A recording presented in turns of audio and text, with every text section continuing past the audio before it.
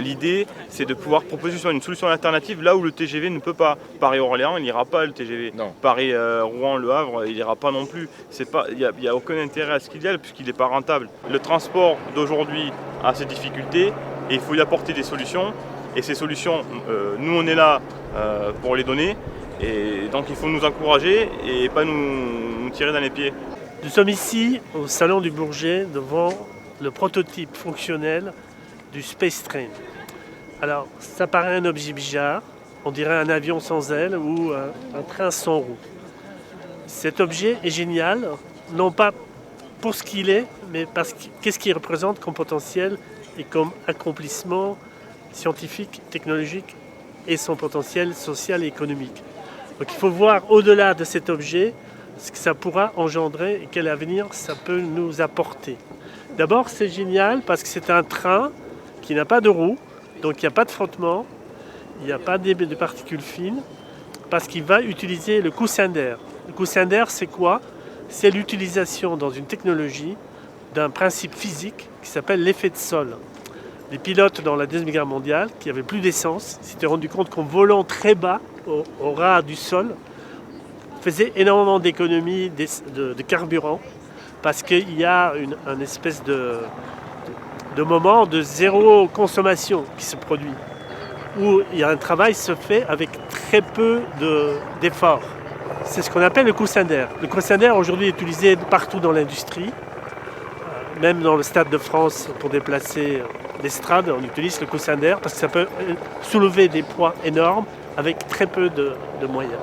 Deuxièmement, en utilisant ce principe du coussin d'air pour le transport terrestre à grande vitesse, on va faire des économies énormes. C'est-à-dire, là on est dans les 8 à 10 millions le kilomètre, alors que le TGV c'est 20 millions le kilomètre, et le Hyperloop, on est carrément au-dessus des 100 millions d'euros au kilomètre. Troisièmement, et ce qui est probablement la chose la plus importante, le fait que la France, on n'a pas eu cette technologie qui était l'aérotrain de Jean Bertin, c'est qu'on a l'abandon du projet de l'aérotrain de Jean Bertin a été le symbole de l'abandon de l'aménagement du territoire. Parce que si vous permettez un transport de masse à grande vitesse à l'échelle de votre pays, vous changez la carte de votre pays. J'ai ici par exemple une citation donc, de Jean Bertin qui répondait à une question. Il disait au lieu de prendre 1 heure pour aller à Orly et souvent plus pour aller au Bourget, donc ça c'est en 65, le voyageur il serait rendu dans le quart du temps. C'est-à-dire qu'en réalité on pourrait même gérer Orly et Roissy comme un seul aéroport. Tellement la vitesse, ça a les vitesses en fait d'une navette. Donc ça change complètement la carte de Paris et de la gestion du trafic aéroportuaire de la région de Paris. De toute façon, disait Bertin, il s'agirait d'un véritable desserrement des zones urbaines, les travailleurs pouvant, en un temps donné, parcourir 2 à 5 fois plus de trajets qu'avec les moyens conventionnels. C'est-à-dire vous pouvez faire votre shopping à midi à Grenoble et vous pouvez dans l'après-midi visiter le Louvre et le soir vous rendre chez votre famille au Havre. Parce que vous avez des transports peu onéreux à très grande vitesse. Il s'ensuivrait que ces travailleurs pourraient utiliser des aires de résidence 4 à 20 fois plus étendues. Donc, en réalité, donc, cet engin, ça va changer notre vie quotidienne, ça va changer la carte de France, qui sera plus définie par le temps, puisque le temps des trajets, évidemment, définit le temps de l'action que nous pouvons mener sur notre territoire. Voilà ce que nous promet ces technologies et qu'il faut développer. Quels sont, selon vous, les avantages majeurs de ce qui peut, dès demain, devenir notre transport du quotidien pour nous rendre de Paris à Orléans en 15 minutes et du Havre à Paris en 17 minutes? Le premier avantage, c'est on va directement à l'essentiel, c'est le coût, puisqu'on est sur ce type de transport 2,5 fois moins cher qu'un transport proposé classique, par exemple par le TGV. Un transport qui va vite et qui aussi dégage pas d'émissions, et qui est soucieux de l'environnement. Donc ce sont les principaux atouts de ce projet. Qu'est-ce que vous attendez de ces essais? Qu'est-ce qu'ils vont démontrer? L'idée, c'était, en faisant la conception de ce prototype à échelle 1,5, c'est de pouvoir valider toutes les briques technologiques, c'est-à-dire le coussin d'air, le moteur à induction linéaire et la pile à combustible à hydrogène. Une fois que ça aura été validé, on va le tester donc, dans notre laboratoire sur une mini-boîte de 70 mètres pour pouvoir par la suite préparer ou construire la navette à échelle 1 qui elle sera essayée sur une plus grosse distance et à plus gros volume. D'accord, et en capacité alors de voyageurs? Alors celle-ci c'est une navette qui fait, c'est la navette 1,5 de la navette commerciale qui transportera 60 personnes. Donc il fera 30 mètres de long, donc qui sera fabriqué dans le courant de l'année 2020. Et après vous envisagez encore plus grand? Alors ensuite on envisage plus grand puisqu'on a une capacité de transport jusqu'à 250 passagers. Donc la navette qui fera 50 mètres de long sur 2 niveaux sera fabriquée plus tard dans notre atelier. Bon, il faut passer par des étapes, c'est-à-dire les étapes de levée de fonds, etc. D'accord. Donc 2 grosses navettes, ça ferait à peu près l'équivalent d'un TGV qu'on estime aujourd'hui, on dit 500 passagers en moyenne. Exactement, c'est ça. Est-ce que vous voyez votre technologie comme un concurrent ou comme quelque chose de complémentaire avec le réseau grande vitesse d'aujourd'hui? Pour l'instant, je le vois comme une solution complémentaire puisque l'idée c'est de pouvoir aller chercher des liaisons interurbaines de 200-300 km là où justement le TGV n'a pas vocation d'aller.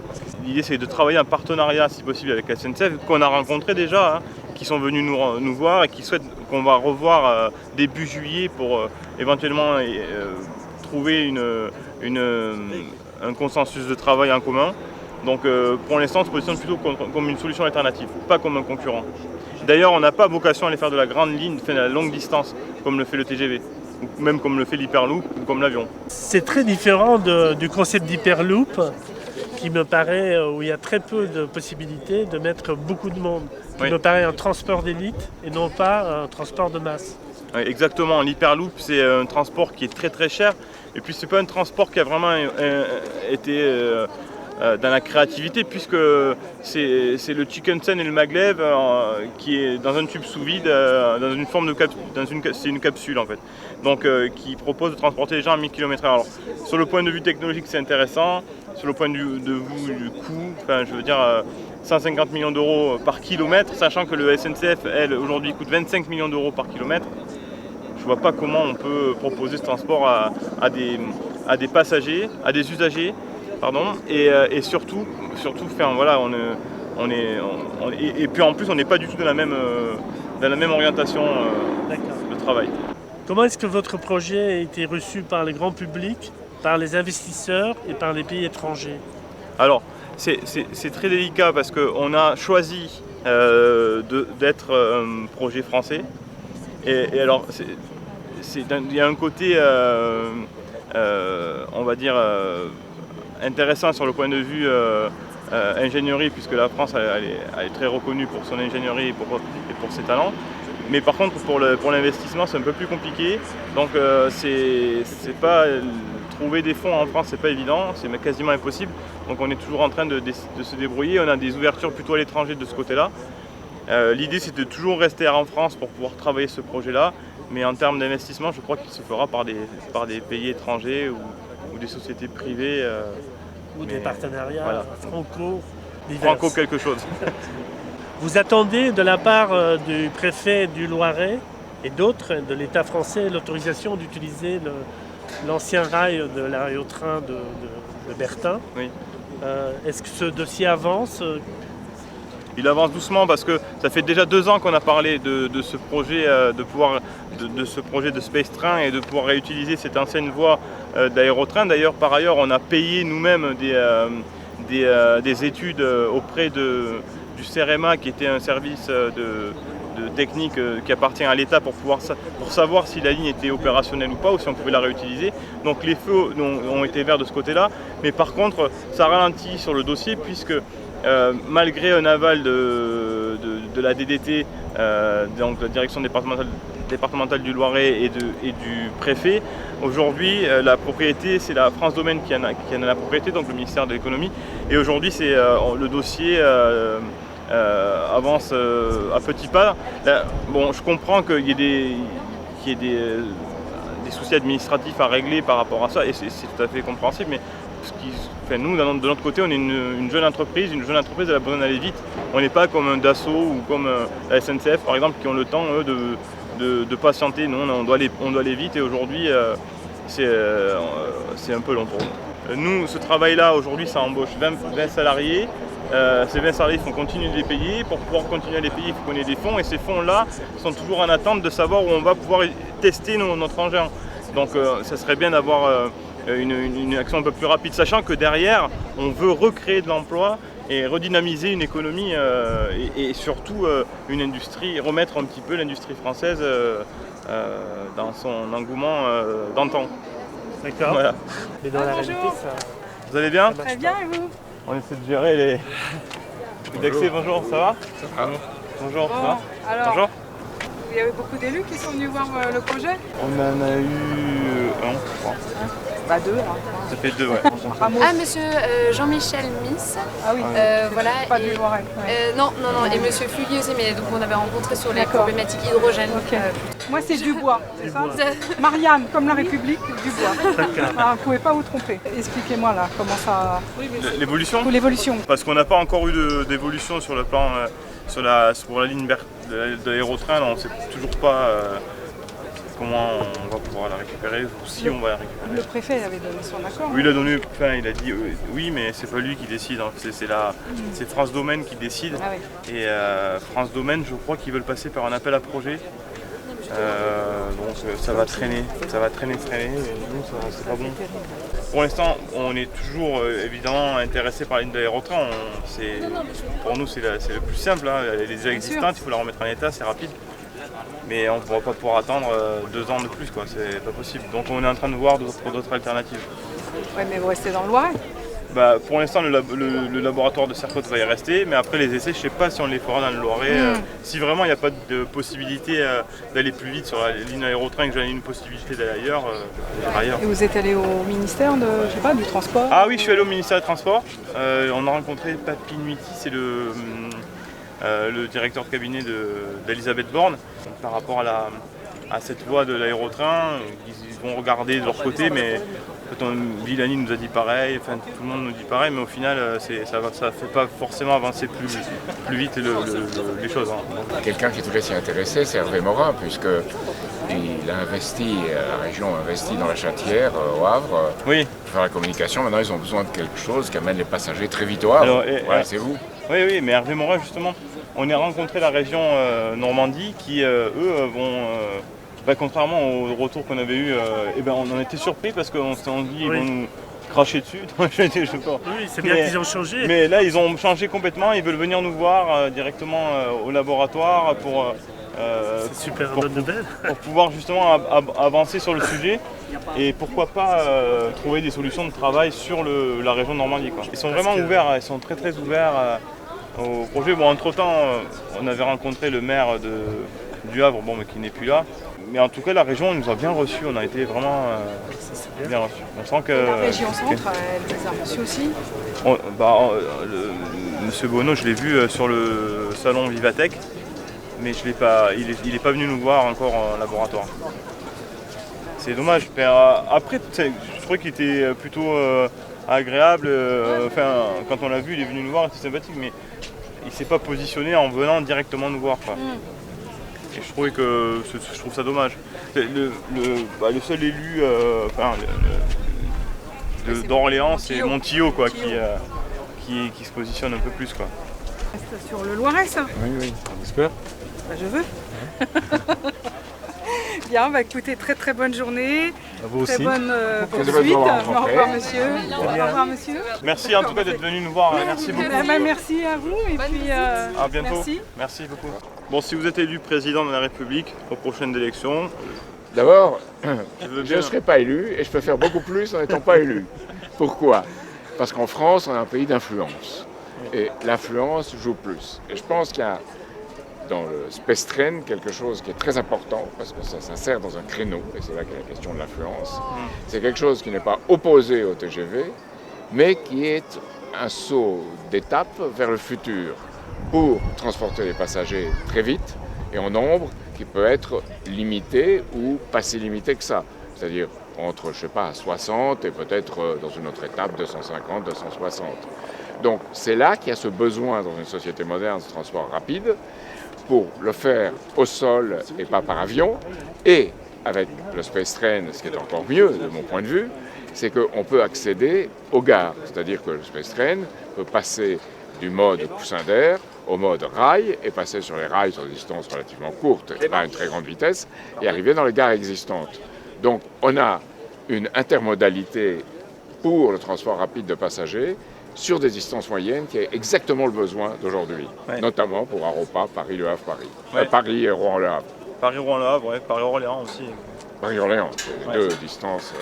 Parce que dans Paris, vous allez rentrer dans le tunnel aussi. Non, alors en fait, là on est en train de travailler avec Ingérop, donc sur comment on peut intégrer avec des petites roues pressées, en arrivant en gare, en fait rejoindre le réseau ferroviaire classique. Ça c'est très bien. Vous rencontrez tout l'intérêt des gens qui ont des qualifications techniques, scientifiques. On a dit que Cédric Villani était venu vous voir. Oui, alors au départ, il ne connaissait pas vraiment le projet de l'aérotrain. Et moi, je suis allé le rencontrer une première fois à l'Assemblée nationale où on a pu discuter. Et j'y suis allé avec un ancien ingénieur de Bertin qui a parlé de l'aérotrain, avant de parler du Space Train. On a commencé par ça. Par la suite, j'ai reparlé de ce projet de Space Train, la reprise en fait de là où les travaux s'étaient arrêtés de l'aérotrain. Et donc, il a décidé de venir nous voir dans le laboratoire à Sercotte pour parler justement sur nos avancées, pour voir de quelle manière il pouvait apporter son expérience et aussi son pouvoir politique, on va dire, au service de l'État. Et donc voilà, on a eu plutôt un avis favorable de son côté. Oui. Maintenant, sur quoi ça va aboutir, j'en sais trop rien. Vous savez, dans la politique, on a beaucoup de soutien, mais après, derrière, on n'a pas forcément... Il y a beaucoup de sollicitations de part et d'autre, alors donc du coup, surtout dans un faut pays être patient. Trop administré comme la France. Voilà, c'est ça. Le problème, c'est... Et en même temps, trop libéral. On cumule les deux problèmes. La problématique, c'est que nous, on est une jeune entreprise, donc on a besoin d'aller vite. On n'est pas comme des gros groupes, comme Dassault, comme la SNCF. Et le fait de devoir subir, entre guillemets, les délais administratifs hyper longs, ça nous pose des problématiques parce que derrière on a des investisseurs qui veulent participer au projet, mais en contrepartie ils nous demandent par exemple, mais ce projet-là, vous allez le tester où ? Et pour l'instant, on n'a pas vraiment de point de chute sur ce côté-là, mis à part notre laboratoire. Donc c'est que du fonds. Jusqu'à aujourd'hui, on a réussi, on existe par fonds privés, c'est-à-dire par de la débrouille d'entrepreneurs. Et ce qui est quand même par nos propres efforts. Voilà, par nos propres efforts. Et ce qui est quand même incroyable parce que on a 20 salariés, donc on génère de l'emploi, on veut en régénérer derrière demain, on veut mettre en avant l'industrie française. On essaie de proposer quelque chose, un transport qui peut aussi apporter des solutions pour la mobilité de demain, mais aussi pas que pour la France, mais aussi pour l'étranger. Donc ça met en évidence la France et je ne comprends pas qu'on n'ait pas un coup d'accélérateur ou une aide un peu plus poussée. J'ai vu tout à l'heure une députée du Loiret qui est venue et qui nous a dit qu'il faut que ça reste dans le Loiret. Mais il faut qu'il se bouge, c'est-à-dire qu'il mette la pression sur le préfet et que toute cette procédure de domaine ne soit pas utilisée comme un moyen d'attendre, de perdre du temps et peu à peu de créer des conditions qui seront plus difficiles pour vous. Bah oui, parce que, alors, faut que ça reste dans le Loiret, certes, mais il faut surtout que ça reste, qu'on aille, que ça y reste s'il y a les moyens d'y rester. Parce que nous, donner les moyens au Loiret pour qu'on soit là, c'est pas à nous de donner des moyens au Loiret. C'est à eux de nous donner les moyens de rester. Et pour l'instant, les moyens, ils ne nous les donnent pas. Donc, concrètement, c'est un peu brut ce que je dis, mais c'est la réalité. Donc on est obligé de se débrouiller par nous-mêmes, je le redis encore une fois. Et demain, si j'ai des propositions d'aller ailleurs, et je ne le ferai pas parce que je suis énervé, mais je le ferai parce que j'ai un besoin auprès de mes collaborateurs qui travaillent tous les jours, de mes équipes qui ont des familles aussi, et d'un projet qui a besoin d'avancer, donc j'irai là où il y a l'argent, enfin là où on nous donnera la possibilité de rester. L'attente est pour nous préjudiciable. Oui. Ouais. C'est quelque chose qu'il faut faire, je ne dis pas aussi vite que le font les Chinois, mais qu'il faut faire il faut du temps. Vite comme on faisait. Il faut du temps, mais à alors l'époque, mais rien n'empêche de dire écoutez, nous on s'engage en contrepartie de preuves du concepts, de preuves de finances, etc., qui pourront venir par la suite. On s'engage aujourd'hui, nous l'État, de vous donner la voie sans passer par un appel à projet, sans conditions suspensives énormes pour pouvoir avoir cette ligne. Déjà, un premier engagement, une forme d'engagement, ça nous aiderait, enfin, ça nous permettrait, nous, de pouvoir d'aller chercher des fonds et de pouvoir accélérer la procédure. On ne parle même pas d'argent, on parle juste de petits documents qui prendraient 30 secondes à être signés. Non, il faut leur dire, on vous amène le bébé, maintenant il ne faut pas l'empêcher de se nourrir. Exactement, ouais, c'est ça. Il faut prendre une décision quelque part. Exactement, on a quand même une association qui s'est créée, qui est portée par Florent Montillot, qui est maire adjoint à la mairie d'Orléans, dont Madame Dubois fait partie. Elle fait partie de l'association. Et donc cette association, ça nous aide sur le plan politique et c'est super de l'avoir, mais pour l'instant ça reste insuffisant puisque du coup on n'arrive pas à avoir une confirmation de réutilisation de la voie de l'aérotrain plus rapidement. En fait, ce qu'il faut, c'est surtout pas couper l'herbe sous le pied d'entrepreneurs qui se lancent dans des projets, certes, qui sont ambitieux, mais qui ont vocation à exister et qui demain devront exister, parce que le transport d'aujourd'hui a ses difficultés et il faut y apporter des solutions. Et ces solutions, nous on est là pour les donner, et donc il faut nous encourager et pas nous tirer dans les pieds. Alors, on parle à tort et à travers d'écologie aujourd'hui, mais votre mode de transport, il est essentiellement écologique. Moteur linéaire, hydrogène. En tout cas, c'est un projet qui a vocation à se soucier de l'environnement, et justement, c'est quelque chose qui doit être soucieux pour tout entrepreneur dans ce type d'organisation, de penser à ça, puisqu'on peut parler de réchauffement de la planète, on peut parler de pollution, enfin, de tout ce système qui est aujourd'hui met en difficulté l'être humain. Nous, en tout cas, quand on a pensé ce projet, on a pensé environnement. Voilà. Pour vous donner une idée, aujourd'hui on travaille avec Axen, c'est la filiale d'Air Liquide qui fait des piles à hydrogène. Ouais. Donc là on a pris leurs piles à combustible déjà disponibles sur étagère, entre guillemets, c'est des petites puissances, etc. Qu'on a additionnées. Et donc en fait là l'objectif c'est après de développer avec eux, par contre une grande puissance pour 2021. Donc là on travaille un peu, surtout pour voir un donc peu... vous pensez avoir l'alternative, la pile à hydrogène et le moteur linéaire, les deux? Surtout la pile à hydrogène et la batterie. Et la pile à hydrogène, c'est quelle durée? La pile à hydrogène, alors ça va dépendre. Donc par exemple, celles qui sont utilisées dans l'automobile, ça va être des plaques, ils appellent ça la version métal, donc une durée de vie moins longue mais plus compacte. Et par contre, il y a les piles plus longue durée, celles sur lesquelles on va travailler maintenant, où là elles sont plus moins compactes, plus imposantes, mais par contre il y a une très longue durée de vie. Là aujourd'hui on vise 600 km maximum. Un plein égale 600 km, c'est ça? Voilà, exactement. Donc on vise des distances de 100 à 400 km parce qu'on sait que la voie ne sera pas toujours parfaite, qu'il va y avoir des déformations, donc plus d'utilisation d'énergie que ce qui a été prévu. Donc on vise 100 à 400 km pour ne pas se retrouver en panne. Et vous pourrez arriver très vite dans une phase ultérieure à beaucoup plus. Oui, exactement. Donc plus la technologie va avancer, des piles à hydrogène, des batteries en termes de puissance. Et la recharge, ça prend combien de temps? Vous faites Paris-Le Havre dans un sens? Ça c'est hyper rapide, c'est l'avantage de l'hydrogène justement. La recharge, c'est pas comme les voitures électriques. Non, bien sûr. C'est ça. L'idée, c'est de pouvoir proposer une solution alternative là où le TGV ne peut pas. Paris-Orléans, il n'ira pas le TGV. Non. Paris-Rouen-Le Havre, il n'ira pas non plus. Il n'y a aucun intérêt à ce qu'il y aille puisqu'il n'est pas rentable. On le voit. Poitiers même. Voilà, exactement. C'est hyper compliqué de rentabiliser. Paris-Bordeaux qui a coûté 8 milliards d'euros, donc l'État en a financé 4 milliards, c'est Vinci qui a repris la relève par-dessus parce qu'ils ne sont pas capables de les financer en fait.